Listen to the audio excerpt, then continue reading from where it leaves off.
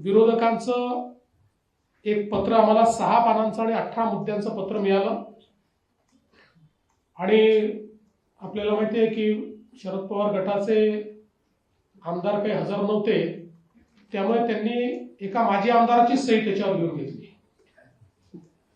त्यामुळे आमदारांसोबत त्या गटाच्या एका माजी आमदाराची सही त्यांनी त्या ठिकाणी घेतली आहे।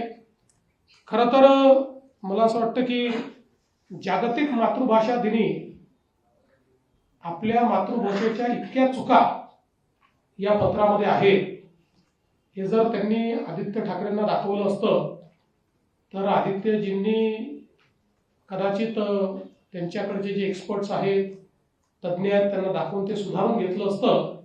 पण अतिशय म्हणजे चुका दुरुस्त करून करून काट करून असं एक पत्र आम्हाला त्यांनी दिलेलं आहे।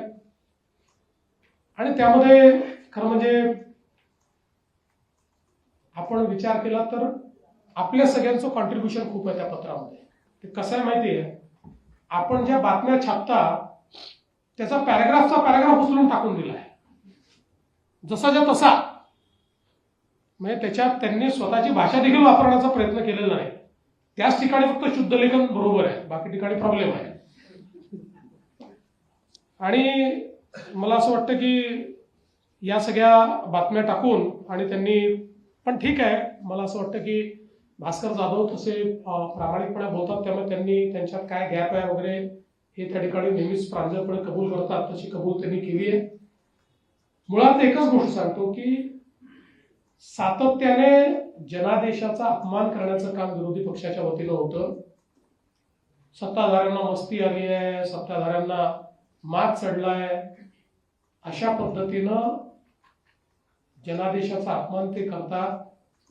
खरं म्हणजे आमचे सगळे सत्तारूढ पक्ष हे विनम्रतेनं जनतेमध्ये जात आहेत आणि जनतेची सेवा करतायत, म्हणून स्थानिक स्वराज्य संस्थांमध्ये अभूतपूर्व अशा प्रकारचा विजय हा आम्हाला जनतेने दिलेला आहे।